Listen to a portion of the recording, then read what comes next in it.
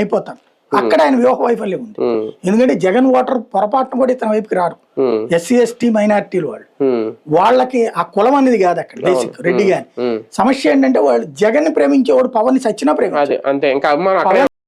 ప్రేమిస్తూ వచ్చినా ప్రేమించు, అంతేగా. అద్వేషమే ఉంటుంది. ఇప్పుడు బాబు గారిని ప్రేమించే వాళ్ళు ఇంకా జగన్ ప్రేమించారు కదా, తటస్థులది మాత్రమే లెక్క. ఈయన అక్కడ వ్యూహాత్మక పొరపాటులో తెలుసుకుంటాడు. ఇప్పటికిప్పుడు ఎప్పుడు కూడా మనం ఫీల్డ్ లో సీరియస్ గా ఉన్నప్పుడు ఎప్పుడు తెలియదు.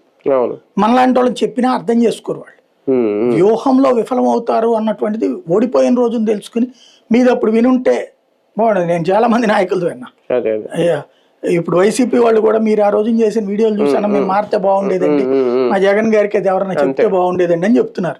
మంచిది, అది మీ గారు మాట. కానీ పవన్ కళ్యాణ్ గారి పాలిటిక్స్ చాలా క్రిటికల్ గా మారిపోయినాయి. అది ఈ మధ్య కాలంలో బాగా ఎక్కువగా ఈ ఒక నెల ఈ రోజుల నుంచి అది వీళ్ళ జన సైనికులు కన్ఫ్యూజ్ లో పడేస్తున్నాయి. ఏం చేయాలి తెలియక. సమస్య ఎక్కడ వస్తుందంటే సోషల్ మీడియా పాలిటిక్స్ చేస్తున్నాడు ఆయన. You are the leader, leadership politics చేయాలి. సోషల్ మీడియాలో వచ్చే వార్తలకు నువ్వు స్పందిస్తుంటే సోషల్ మీడియా ఒక ఆల్గారిథం ఉంటుంది. నెగిటివ్ ఒక బ్యాచ్ పాజిటివ్ ఉంటారు, ఒక బ్యాచ్ నెగిటివ్ ఉంటుంది. లెట్ దెమ్ డిస్కస్, వాళ్ళని చర్చించుకొని మధ్యలో నువ్వెందుకు దూరతావు. ఆ చర్చల్లోని సారాంశం ఏది మంచిది అనేది నువ్వు గ్రహించు. అది లీడర్షిప్ ఉండాల్సింది. చంద్రబాబు ఏమైనా పిచ్చోడైంది.